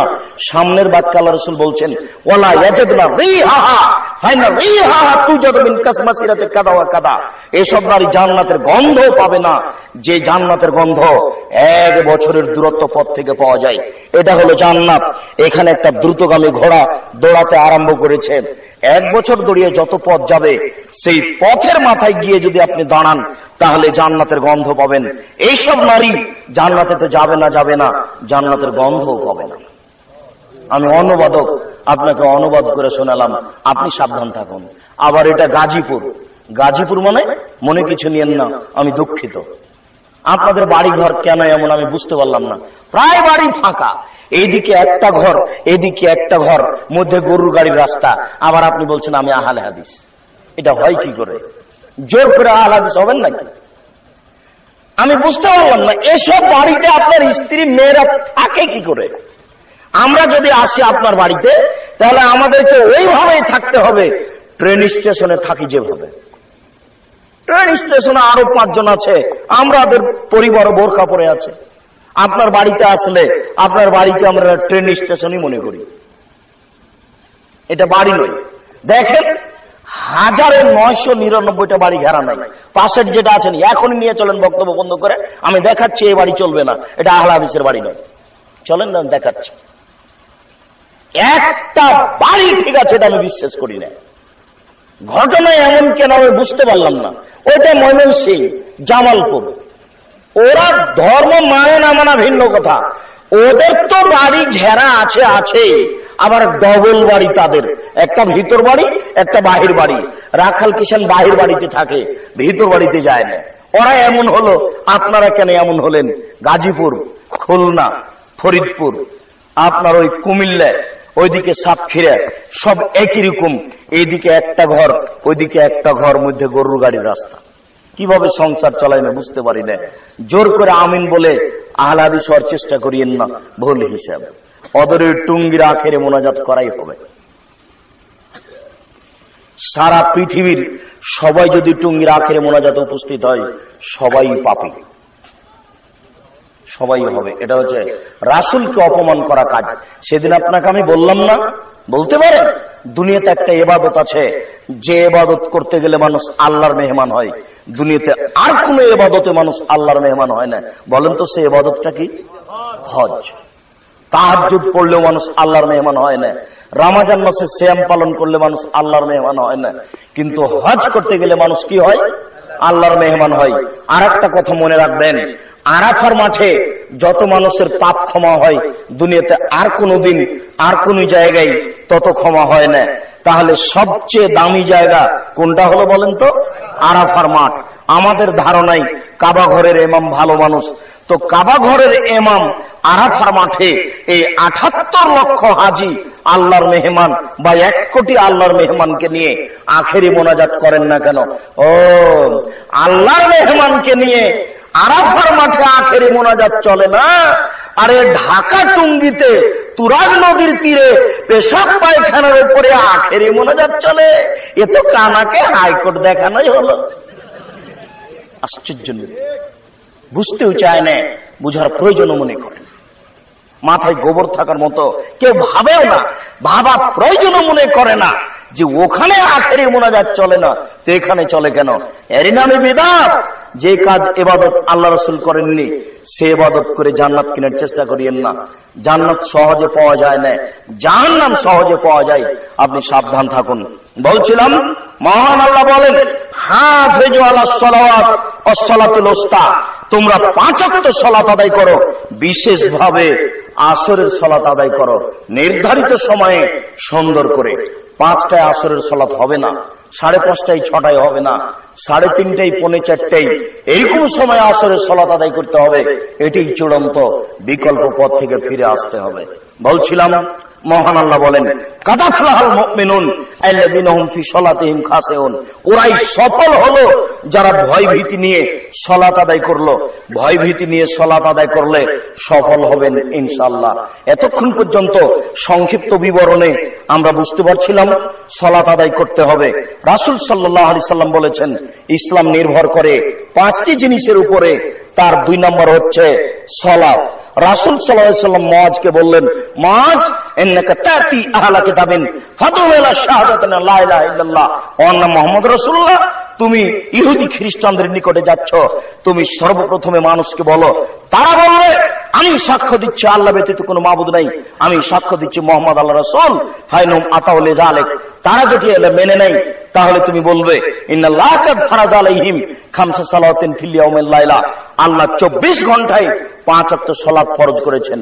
সংক্ষিপ্ত বিবরণে আল্লাহ রাসূলের ভাষাতে বুঝতে পারছিলাম সালাত ফরজ। সম্মানিত উপস্থিতি, সালাত আদায় করতেই হবে যে কোনো মূল্যে। ওযু করে সালাত আদায় করতে হয়, পানি নেই, তায়াম্মুম করে সালাত আদায় করতে হবে, মাটি নেই, বিনা ওযুতে বিনা তায়াম্মুমে সালাত আদায় করতে হবে। দাঁড়িয়ে থেকে সালাত আদায় করতে হয়, দাঁড়িয়ে থাকা যায় না, বসে থেকে করতে হবে, বসে থাকা যায় না, শুয়ে থেকে সালাত আদায় করতে হবে। স্বাভাবিক গতিতে মাটির উপরে বসে সালাত আদায় করাই সুন্নাত, উত্তম। সবাই চেয়ার নেওয়া যেভাবে শুরু করেছে তাতে কয়দিন পরে মসজিদ আর জায়গাই থাকবে না। মসজিদে যদি জায়গা না থাকে তখন আপনারা কি করবেন? এই জন্য ওটা শরীয়ত নয়। শরীয়ত তার শরীরের গতিতে সালাত আদায় করবে। শরীর দাঁড়িয়ে তো দাঁড়িয়ে পড়েন, শরীর গতি রাখছে বসে বসে পড়েন, শরীর গতি রেখেছে শুয়ে শুয়ে পড়েন, মসজিদে গেছেন পা কেবলার দিকে করে দিয়ে শুয়ে থাকেন। অসুবিধা হচ্ছে বাড়িতে সালাত আদায় করেন, বিছানা করেন। ওই পথে আপনি গেলেন কেন? সম্মানিত উপস্থিতি, আপনি বসে শুয়ে সালাত আদায় করুন। শত্রু তাড়া দিয়েছে, দৌড়িয়ে চলে যাচ্ছেন, এই অবস্থাতে সালাত আদায় করুন। গাড়িতে দাঁড়িয়ে আছেন, হাত দুটি উপরে করে আছেন, শিকলি ধরে আছেন, আপনার সালাতের সময় পার হয়ে যাচ্ছে, এই অবস্থাতেই সালাত আদায় করুন। পরিষ্কার কাপড় পরে নামাজ পড়তে হয়, পরিষ্কার কাপড় নেই, যেই কাপড়ে পেশাব পায়খানা লেগে আছে এই কাপড় পরেই সালাত আদায় করুন। পেশাব পায়খানা লেগে থাকা কাপড় নেই, কোন কাপড়ই নেই, কারণবশত আপনি উলঙ্গ হয়ে আছেন, কথার কথা যেমন আফগানিস্তানে, ইরাকে এরকম কোন মুসলিম দেশে মার্কিন সৈন্য গিয়ে সুন্দরী নারীকে ধরে নিয়ে এসে ধর্ষণ করছে 10 জন 12 জন, এরপরে উলঙ্গ অবস্থায় তাদের সামনে হাঁটতে বাধ্য করছে। এই সময়ে যদি নামাজের টাইম হয়ে যায় তাহলে এই মুসলিম নারীকে মার্কিন সৈন্যের সামনে উলঙ্গ অবস্থাতে নামাজ পড়তে হবে, পড়তেই হবে। নামাজ এমন একটা ইবাদত যার বিকল্প কোনো পথ নেই। মাওলানা আশরাফ আলী থানভী রাহিমাহুল্লাহ, মাওলানা আশরাফ আলী থানভী হানাফি রাহিমাহুল্লাহ একটা কথা বলেছেন, কথাটা ঠিক নয়, কিন্তু নামাজের গুরুত্ব দেখাতে গিয়ে তিনি বলছেন যে একজন মহিলার বাচ্চা যদি অর্ধেক প্রসব হয় আর অর্ধেক প্রসব হতে বাকি থাকে, এই সময়ে যদি নামাজের টাইম হয়ে যায় তাহলে অর্ধেক বাচ্চাকে নিয়ে এই মহিলাকে সালাত আদায় করতে হবে। ভুল হচ্ছে ফতোয়া। একটা মহিলার বাচ্চা প্রসব হচ্ছে, এই সময়ে যদি রক্ত বা সাদা কিছু দেখা দেয় তাহলে তাকে সালাত আদায় করতে হবে না। রক্ত বা সাদা কিছু দেখা যায় না, প্রচন্ড প্রসব বেদনা, এই প্রসব বেদনা অবস্থাতে তাকে সালাত আদায় করতে হবে, করতেই হবে যে কোনো মূল্যে। সালাত এমন একটা ইবাদত যার কোনো বিকল্প নেই। হজের বিকল্প আছে, আমি অসুস্থ আর একজনকে টাকা দিলাম, ও হজ করলো, হজ আমার হয়ে গেল। সিয়াম রোজার বিকল্প আছে, আমি অসুস্থ ফকিরকে সকাল সন্ধ্যা খাওয়ালাম, রোজা আমার, সিয়াম আমার হয়ে গেল। কিন্তু এরকম সলাত নয়। ওই হুজুর মিথ্যা করে আপনার ঠগিয়ে একটা কাজ করে চলে গেছে। যে হুজুর মিলাদ করে, ছাত্র নিয়ে এসে কোরআন মাজিদ পড়ে, ওই হুজুর এসে বলছে, এই ছেলে তোমার পিতার কয় ওয়াক্ত নামাজ কাজা হয়েছে? 3 ওয়াক্ত। 5 5 5 1500 টাকা জরিমানা দাও, কাফারা দিয়ে জানাজা করে চলে গেল। সলাতের কোনো কাফারা নেই, সলাতের উমরি কাজা নেই। উমরি কাজা পড়লে পাপ হবে, সলাতের কাফারা দিলে পাপ হবে। সলাতের কোনো কাফারা নেই, সলাতের কাফারাই হচ্ছে সলাত। যে কোনো মূল্যে সলাত আদায় করতে হবে। এই কারণে সেই কালে ইমাম আহমদ ইবনে হাম্বল রাহমাহুল্লাহ বলেছিলেন, কেউ যদি অলসতা করে 1 ওয়াক্ত সলাত ছেড়ে দেয় তাহলে তাকে হত্যা করতে হবে। এই কারণে সেই কালে ইমাম আবু হানিফা রাহমাহুল্লাহ বলেছেন, কেউ যদি অলসতা করে 1 ওয়াক্ত সলাত ছেড়ে দেয় তাহলে তাকে জেলখানায় বন্দী করে পিটিয়ে সলাত আদায় করাতে হবে। বর্তমানে আরবি বিদ্বানগণ বলছেন, স্বামী নামাজ পড়ে, স্ত্রী পড়ে না, স্ত্রী সলাত আদায় করে, স্বামী সলাত আদায় করে না, তাহলে বিভাগ কেটে গেছে। চেয়ারম্যান লাগে না, মেম্বার লাগে না, গ্রাম সর্দার লাগে না, কাগজ কলম লাগে না, এমনিতেই বিভাগ গেছে। বিভাগ নেই। এখনো তারা বলছে আরবি বিদ্বানগণ, আমরা বলছি সলাত ত্যাগ করা মহাপাপ, সলাত ত্যাগ করা মহাপাপ। সলাত আপনাকে যে কোনো মূল্যে আদায় করতে হবে। এই জন্য বলেছি, এই ছেলেটার বয়স 15 বছর নামাজ পড়ে না, তাহলে তার বাপ নেই, এ কথাই ঠিক। আশেপাশের লোক বলছে, জি না আব্দুর রাজ্জাক সাহেব, এই ছেলের বাপ আছে। জি না, নেই। মিথ্যা কথা বলছেন আপনি। এই ছেলের পিতা নেই। জি না, আছে। ওই ছেলের পিতা নেই, এ কথাই ঠিক। 15 বছর বয়স যেই ছেলের নামাজ পড়ে না, তার বাপ নেই, এ কথাই ঠিক। কাপুরুষ ছেলেকে নামাজ পড়াতে পারে না তো বিবাহ করেছে কেন? ওকে তো আল্লাহ রাসূল বিবাহ করতে নিষেধ করেছেন। বারবার বলেছেন, দেখো তুমি বিবাহ করো না। ইয়া মাসা শাবাব মানিস্তাতা মিনকুমুল বাপ ফালিয়াতাজাওয়াজ। হে যুবক, যারা তোমরা বিবাহ করতে চাচ্ছ, তোমাদের যদি ক্ষমতা থাকে তাহলে বিবাহ করো। বিবাহ মানে ক্ষমতা, বিবাহ মানে ক্ষমতা। এক, তুই নামাজ না পড়লে তোর পিঠের চামড়া তুলে দেবো, আমি তোর বাপ বলছি। বলিস কি? এই বাড়িতে নামাজ না পড়ে ভাত হয় না, পিঠের চামড়া তুলে দেবো, এর নাম বাপ। কাপুরুষ সন্তান, খারাপ লাগে না? কাপুরুষ পিতা, খারাপ লাগে না? এই বাড়িতে ছেলে নামাজ না পড়ে আপনার বাড়িতে খায়, আপনি তাহাজ্জুদ পড়ে জান্নাত কিনতে যাচ্ছেন? বলেন কি আপনি? 15 বছরের ছেলে যার নামাজ পড়ে না, ওর বাপ নেই। 15 বছরের ছেলে নামাজ পড়ে না, ওর বাপ নেই। 15 বছরের ছেলে নামাজ পড়ে না, ওর বাপ নেই। ও কাপুরুষ, ও কাপুরুষ, ও কাপুরুষ, ও ঘৃণিত পুরুষ। ও জন্ম দিল কেন? ওকে যে আল্লাহ রাসূল নাকচ করেছেন, ওকে যে আল্লাহ রাসূল বলেছেন তুমি রোজা থাকো। কাপুরুষ, তুমি রোজা থাকো, কাপুরুষ, তুমি রোজা থাকো, তুমি বিবাহ করলে কেন? যে মেয়ে বাজারে হাঁটছে, ঠেকাবো আমি? জন্ম দিয়েছেন আপনি, আপনি ঠেকান, আমি কেন ঠেকাবো? মেয়ে বাজারে হাঁটছে, আমি কেন ঠেকাবো? আপনি ঠেকান, আমি জন্ম দিয়েছি। ওই ছেলে 15 বছর বয়স নামাজ পড়ে না, আমি ঠেকাবো, আপনি ঠেকান। বিবাহ করেছেন কেন? জন্ম দিয়েছেন আপনি, দেখবো আমি। আল্লাহ রাসূল বলছেন, এই পিতা, তোমার ছেলেকে নামাজ পড়তে বলো 7 বছর বয়সে, অজরবহুম আলাইহিম আবনা আশরি সিনিয়া, পিটিয়ে সালাত আদায় করে যখন তার বয়স 10 বছর। নামাজি একটা ইবাদত যার কর্মসূচি হলো 8 বছর। এরকম কোন ইবাদতের কর্মসূচি নেই। হজ, টাকা হয়েছে হজ করে আসো, কোন কর্মসূচি নেই। যাকাত, টাকা হয়েছে যাকাত দাও, কোন কর্মসূচি নেই। সিয়াম, বড় হয়েছে সিয়াম রাখো, কোন কর্মসূচি নেই। কিন্তু সালাতের কর্মসূচি হলো 8 বছর।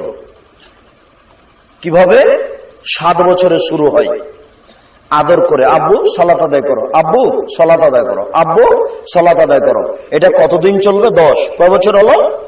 3 বছর। এখন পিটিয়ে আদর ফেল করেছে, আদর আর হবে না, এখন পিটিয়ে পড়াতে হবে। এটা কতদিন? 15। কয় বছর হলো? 5 বছর। এ হলো 8 বছর কর্মসূচি। আর কোন ইবাদতের 8 বছর কর্মসূচি নেই। সম্মানিত দিনী ভাই, আমরা সংক্ষিপ্ত বিবরণে বুঝছিলাম সালাত আদায় করতেই হবে। এরপরে বলি, যারা সালাত আদায় করে না তারা কেমন? আমাদের নবী মুহাম্মদ সাল্লাল্লাহু আলাইহি সাল্লাম বলেন, মান তারাকা সালাত মুদাম্মাদান ফাকাত কাফারা। কেউ যদি ইচ্ছাকৃত সালাত ছেড়ে দেয় তাহলে সে কাফের হয়ে গেল। আমাদের নবী মুহাম্মদ সাল্লাল্লাহু আলাইহি ওয়াসাল্লাম বলেন, বাইনাল আবদি ওয়া বাইনাল কুফরি তারকুস সালাত। মুসলমান এবং কাফেরের মধ্যে পার্থক্য হচ্ছে সালাত ছেড়ে দেওয়া। যারা সালাত আদায় করে তারা মুসলমান, যারা সালাত আদায় করে না তারা কাফের। আমাদের নবী মুহাম্মদ সাল্লাল্লাহু আলাইহি সাল্লাম বলেন, উমিরতু আন উকাতিলান নাস হাত্তা ইয়াকুলু লা ইলাহা ইল্লাল্লাহ ওয়া ইউকিমুস সালাহ। আমাকে আদেশ করা হয়েছে যে আমি মানুষকে পিটিয়ে সালাত আদায় করাবো, যে কোনো মূল্যে, মারবো না হয় মরবো।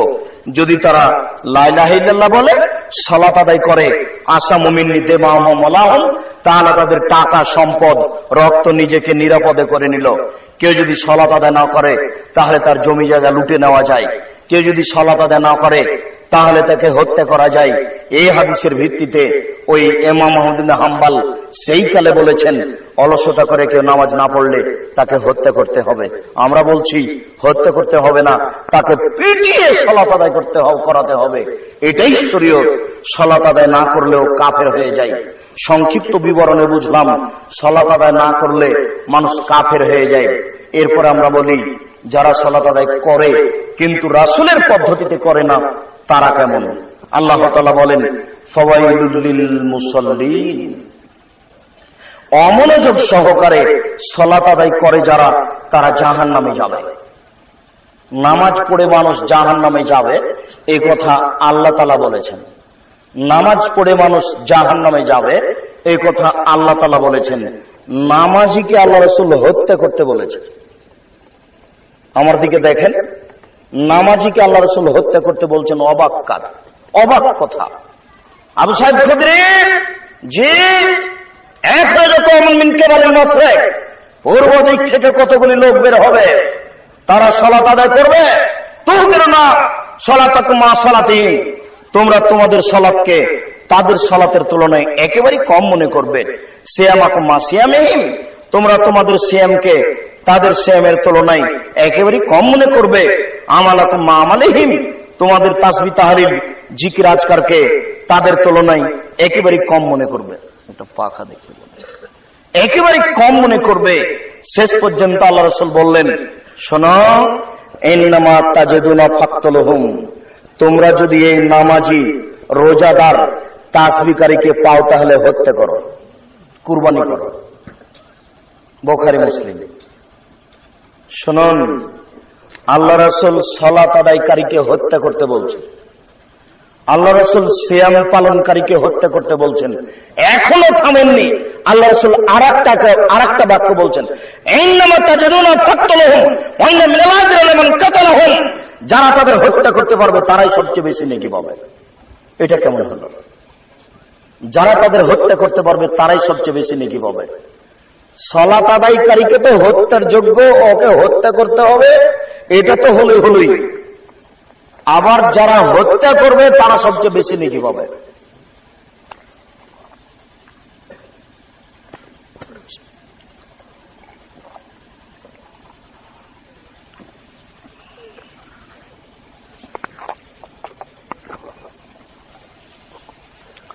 সম্মানিত উপস্থিতি, আমরা বলছিলাম এই দল কোন দল, তবে আছে এটা চূড়ান্ত।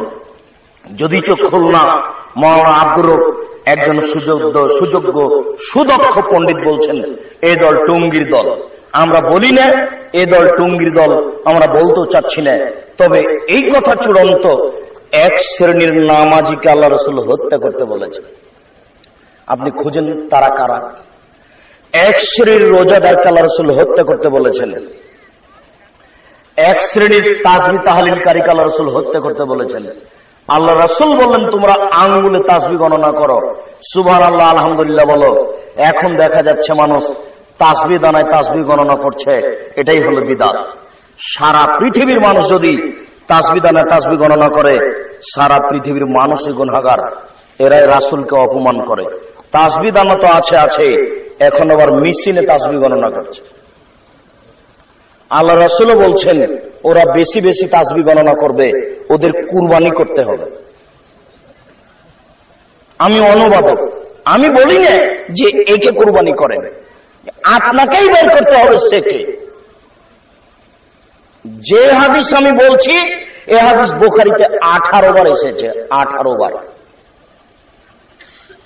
বুখারীর শেষ আলোচনাতে আছে। আল্লাহ এবং আল্লাহ রাসূলের বিরোধিতা করা, আল্লাহ এবং আল্লাহ রাসূলের সাথে যুদ্ধ করার অধ্যায়ে অল্প পরে আছে এই হাদিস। এই হাদিসটা 18 বার এসেছে বুখারীতে, যেখানে আল্লাহ রাসূল বলছেন নামাজিকে কুরবানি করো, রোজাদারকে কুরবানি করো, তাসবিহ তাহলিলকারীকে কুরবানি করো। যেই আল্লাহর নবী বললেন একবার সুবহানাল্লাহ বললে আকাশ জমিনের মধ্যে যে ফাঁকা আছে সে ফাঁকা নেকিতে পূর্ণ হয়, সেই নবী বলছেন যে তাসবিহ গণনাকারীকে কুরবানি করো। তাহলে আপনাকে বুঝতে হবে না ঘটনা কি? আমি মনে হয় বুঝাতে পারছি না আপনাদের। ও হাদিস তো ঠিক, সুবহানাল্লাহ আলহামদুলিল্লাহ বলে ফাঁকা পূর্ণ হয় যায় নেকিতে, ওটাও বুখারী মুসলিম। আবার কুরবানি করো, এটাও বুখারী মুসলিম। যেই তাসবিতে রাসূলকে অপমান করা হয় ওই তাসবিহ গণনাকারীকে কুরবানি করতে হবে। রাসূলের নীতি আঙ্গুলে। ওই দিক থেকে বৃদ্ধ মানুষ বলছেন, আব্দুর রাজ্জাক সাহেব, আঙ্গুলে তাসবিহ গণনা করলে ভুল হয় যে, মরা পর্যন্ত যদি ভুল হয় তবু আপনি নেকি পাবেন, কোনো সমস্যা নেই, আপনি আঙ্গুলে গণনা করেন।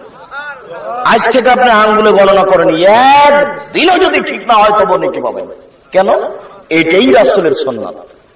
তাসবিহ গণনা করবেন কোটি কোটি বার, সববার যদি ঠিক হয় সববারই পাপ হবে, হতেই হবে। এর নাম বিদআত। রাসূলকে অপমান করে জান্নাত কিনার হিসাব করিয়েন না, ভুল হিসাব।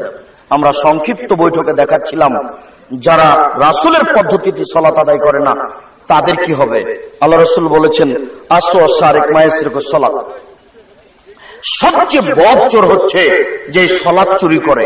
সাহাবীগণ বললেন কাইফা ইয়াসরিকু মিন সালাতিহি, আল্লাহ রাসূল মানুষ কিভাবে সালাত চুরি করতে পারে? আল্লাহ রাসূল বললেন মাল্লাম ইতিমকরু কুয়া হলো সুজুদাহা, যারা রুকু সিজদা ঠিকমতো আদায় করে না তারাই হলো সালাত চোর। দেখেননি আল্লাহু আকবার বলে রুকুতে গেছে, রুকুতে যায়নি আবার উঠে সিজদায় চলে গেছে, সিজদায় যায়নি আবার উঠে চলে এসেছে। এরাই হচ্ছে সালাত চোর, এরাই হচ্ছে সবচেয়ে বদ চোর, এরাই হচ্ছে নিকৃষ্ট চোর। এদের সালাত কবুল হবে না, সাবধান থাকুন।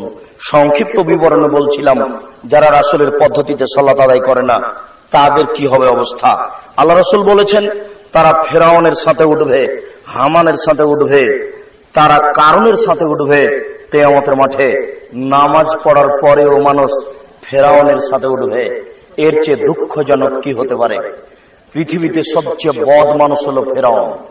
অনেকে আল্লাহ বলে দাবি করেছে, Charles Darwin, Hume, Haeckel, Lenin, Karl Marx, Engels, Abraham, Abu Jahl, Dawkins, ডিকেটিস, সক্রেটিস, নমরুদ, ফেরাউন, সাদ্দাত, কারুন, অনেকেই আল্লাহ বলে দাবি করেছে, কিন্তু ফেরাউনের মতো নোংরা দাবি কেউ করেনি। ফেরাউন বলেছে মূসা, আমাকে বাদ দিয়ে তুমি যদি আর কাউকে আল্লাহ বলে দাবি করো তাহলে আমি তোমাকে জেলখানায় বন্দী করে দেব। এই ফেরাউনি বলেছে মালেম তালাকুম মিন ইলাহিন গায়রি, আমি ছাড়া তোমাদের কোন মাবুদ আছে এই কথা আমি ফেরাউন জানি না। এই ফেরাউনি বলেছে আনা রাব্বুকুমুল আলা, আমি হচ্ছে তোমাদের সবচেয়ে বড় আল্লাহ, আমি হচ্ছে তোমাদের সবচেয়ে বড় প্রতিপালক। এরকম ভাষা পৃথিবীর কোন আল্লাহ দাবিকারী এইভাবে বলেনি। এই জন্য আল্লাহ ফেরাউনের ব্যাপারে একটা বাক্য বলেছেন, যেই বাক্য কারো ব্যাপারে বলেননি।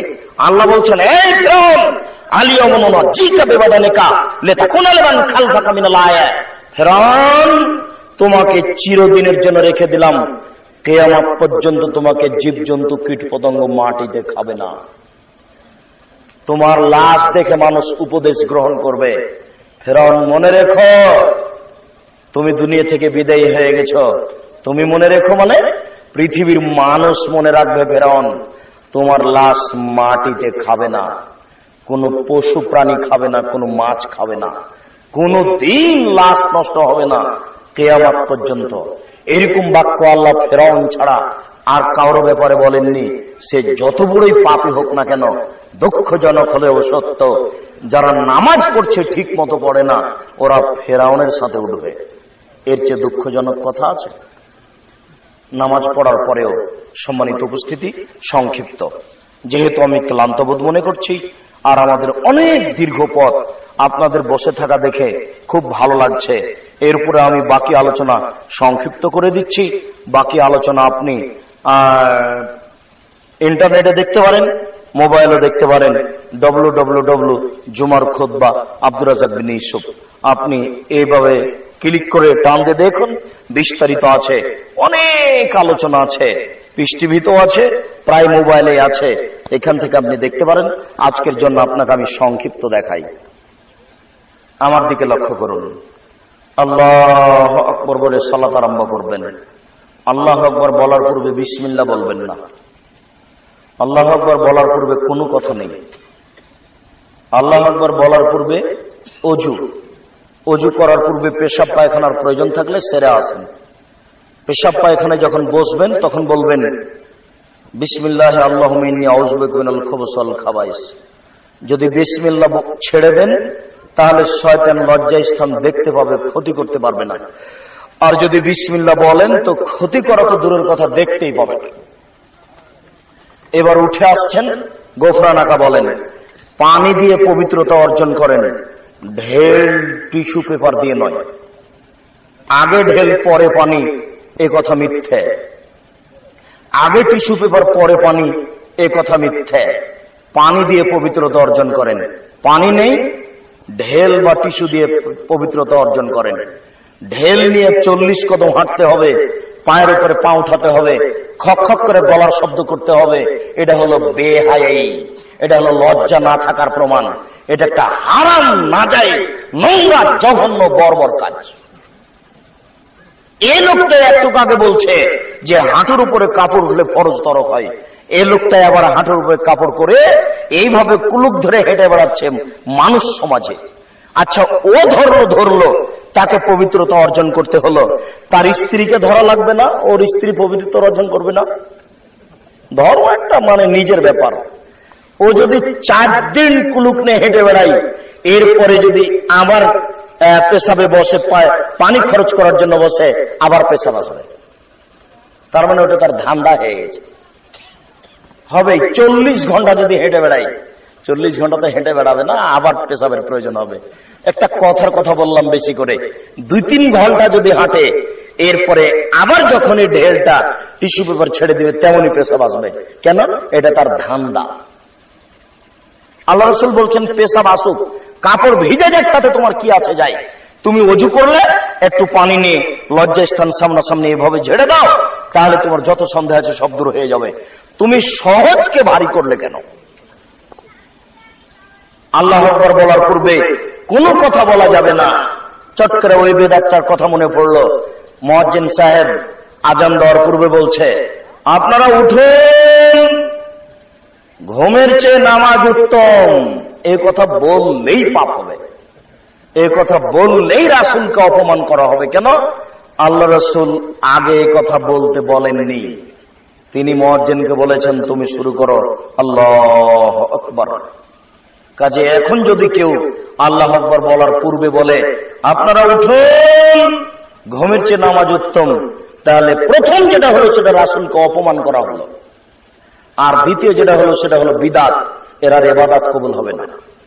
আল্লাহু আকবার বলার পূর্বে যদি এখন বলেন নওয়াইতু নুসাল্লি আলা রাকাতিল লিজোহরে, জোহরের 4 রাকাতে নিয়ত করলাম, তাহলে পাপ হবেই, এরই নাম বিদআত। আল্লাহ রাসূল কিছু বলেননি। নিয়ত করতে করতে তো বুদ্ধি শেষ, তাহলে আর ইবাদত করব কি? জোহরের নিয়ত, মাগরিবের নিয়ত, এশার নিয়ত, তাহাজ্জুদের নিয়ত, রোজার নিয়ত, হজের নিয়ত, নিয়ত করতে করতে জীবন গেল, ইবাদতই করব না। যাক, সাবধান। আল্লাহু আকবার বলার পূর্বে কোনো কথা নেই। ওযু করে উঠেছেন, দোয়া পড়েন, আশহাদু আল্লা ইলাহা ইল্লাল্লাহু ওয়াহদাহু লা শারীকা লাহু ওয়া আন্না মুহাম্মাদান আবদুহু ওয়া রাসূলুহু। খালি এইটুকু পড়েন, জান্নাতের 8টি দরজা খুলে যাবে। যান যে দরজা দিয়ে ইচ্ছে। রাসূলের সুন্নাতে আসেন, কোনো সমস্যা হবে না। আল্লাহু আকবার বলে সালাত আরম্ভ করেন। ডান হাতের কবজি বাম হাতের কবজির উপরে দিয়ে বুকের উপরে রাখবেন। নাভির নিচে হাত বাঁধার 3টি হাদিস আছে, একটিও ঠিক নয়। বাহুর উপরে বাহু রাখেন, এবার বুক থেকে একটু নিচে আসবে, সমস্যা নেই। কবজির উপরে কবজি রাখেন, একাধিক সহিহ হাদিস। বুকের উপরে রাখেন, 4টি সহিহ হাদিস। আবু দাউদে যে হাদিসটা বুকের উপরে রাখার উপরে আছে, সে হাদিসটা দিল্লি, ঢাকা, কলিকাতা, চিটাগাং এইসব ছাপা বইয়ে পাবেন না। এরা ওটা কেটে দিয়ে ছাপিয়েছে আবু দাউদ, যেটা সৌদি আরব, কুয়েত, কাতার, বাহরাইন এদেশ থেকে ছেপে আছে। ওটাতে পাবেন আবু দাউদে যে বুকের উপরে হাত রাখতে হবে। দিল্লিতে যেগুলো ছাপিয়েছে, চিটাগাং, ঢাকাতে যেগুলো ছাপিয়েছে, এগুলো ওই হাদিসটা কেটে দিয়েছে। অনেক সমস্যা, তার মধ্যে এটা একটা বড় সমস্যা। এবার আপনি হাত বেঁধে বলুন সুবহানাকা আল্লাহুম্মা ওয়া বিহামদিকা ওয়া তাবারাকা ইসমুকা ওয়া তাআলা জাদ্দুকা লা ইলাহা গায়রুক, চলবে। এছাড়া আপনি বলতে পারেন আল্লাহুম্মা বা'id বাইনি ওয়া বাইনা খাতায়ায়া কামা বা'adta বাইনাল মাশরিক ওয়াল মাগরিব, হে আল্লাহ তুমি আমাকে আর আমার পাপকে অত দূরত্ব করো, পূর্ব এবং পশ্চিমকে তুমি যত দূরত্ব করেছো। আল্লাহুম্মা নাক্কিনি মিনাল খাতায়া কামা ইয়াক্কা সাবুল আবজু মিনাদ দানাস, হে আল্লাহ তুমি আমার পাপকে ঠান্ডা স্বচ্ছ পানি দিয়ে ধুয়ে পরিষ্কার করে দাও। আল্লাহুম্মা আগসিল খাতায়া বিল মাই ওয়া সালজাল বারাদ, হে আল্লাহ তুমি আমার পাপকে ঠান্ডা স্বচ্ছ পানি দিয়ে ধুয়ে পরিষ্কার করে দাও। এই কথা বলার পর আপনি বলুন আউযু বিল্লাহি মিনাশ শাইতানির রাজিম, আমি বিতাড়িত শয়তান, মারদুদ শয়তান থেকে পরিত্রাণ চাচ্ছি। বিসমিল্লাহির রহমানির রহিম, পরম দাতা দয়ালু আরম্ভ করছি। আলহামদুলিল্লাহি রাব্বিল আলামিন, বিশ্বজগতের প্রতিপালকের প্রশংসা। আর রহমানির রহিম, তিনি হচ্ছেন পরম দাতা দয়ালু, মালিক ইয়াউমিদ্দিন, তিনি হচ্ছেন বিচার দিনের মালিক। ইয়াকা নাবুদু, একমাত্র তোমার ইবাদত করি। ওয়া ইয়াকা নাস্তাইন, একমাত্র তোমার কাছে সাহায্য চাই। ইহদিনাস সিরাতাল মুস্তাকিম, তুমি আমাকে সোজা সঠিক পথ দেখাও। সিরাতাল লাযিনা আন'আমতা আলাইহিম, ওই পথ তুমি দেখাবে যেই পথের প্রতি তুমি দয়া করেছো। গায়রিল মাগযুবি আলাইহিম ওয়ালাদ যালিন, ওদের পথ দেখায়ও না যারা ভ্রান্ত, যারা অভিশপ্ত, ওদের পথ দেখায়ও না। আমিন। দীর্ঘ সময় ধরে তোমার দরবারে যেই প্রার্থনা করলাম, এই প্রার্থনা কবুল করো। এই জন্য এই দোয়া সবাইকেই পড়তে হবে, সবাইকে বলতে হবে আমাকে সঠিক পথ দেখাও। এরপরে বিসমিল্লাহির রহমানির রহিম, পরম দাতা দয়ালু আরম্ভ করছি। যে কোনো একটি সূরা, কুল আল্লাহু আহাদ, হে নবী আপনি বলুন আল্লাহ একক, আল্লাহুস সামাদ, তিনি নিরপেক্ষ মুখাপেক্ষীহীন, লাম ইয়ালিদ, তিনি কাউকে জন্ম দেননি, ওয়ালাম ইউলাদ, তিনি কারো থেকে জন্ম নেননি, ওয়ালাম ইয়াকুল লাহু কুফুয়ান আহাদ, তার সমকক্ষ কেউ নেই। এ বলে আল্লাহু আকবার বলে আপনি রুকুতে চলে যান। যাওয়ার সময় হাত খুলে দিয়ে ওই পর্যন্ত উঠিয়ে আপনি রুকুতে যাবেন। রুকুতে যাওয়ার পূর্বে কয়েকটি কথা, একবার হাত দুটো রডের মতো সোজা করে রাখবেন, আঙ্গুলগুলি খোলা খোলা রাখবেন, কোমর থেকে সামনের ওজন হাতের উপরে রাখবেন, পিঠের লম্বা হাতটা একবারে সোজা থাকবে, মাথা উঁচু হবে না, নিচু হবে না, হাত দুটো রডের মতো সোজা থাকবে। আজকে বাড়িতে গিয়ে আপনার স্ত্রীর দেখেন ওই এমনিতে হাঁটুর উপরে হাত দিয়ে থাকে, একদিনে তার রুকু হয়নি। আজকে যে দেখিয়েন, আমি যেটা বলছি সেটাই বাস্তব আছে। এবার আপনি রুকুতে চলেন, সুবহান রাব্বিয়াল আযীম যতবার ইচ্ছা বলেন, 3 বার 5 বার বলার হাদিস ঠিক নয়। সুবহানাকা আল্লাহুম্মা রাব্বানা ওয়া বিহামদিকা আল্লাহুম্মা আগফিরলি যতবার ইচ্ছা বলেন। সুবহান কুদ্দুসুর রাব্বুল মালায়েকাতুর রূহ যতবার ইচ্ছা বলেন। সুবহানাজিল জাবরুত ওয়াল মালাকুত ওয়াল কিবরিয়া ওয়াল ইজমাত যতবার ইচ্ছা বলেন। এরপরে সামি আল্লাহু লিমান হামিদা, হাত ওই পর্যন্ত উঠিয়ে হাতটা ছেড়ে দেন। আল্লাহ ওলকের প্রশংসা শুনলো, যে তার প্রশংসা করলো, তার পবিত্র প্রশংসা, প্রচুর প্রশংসা।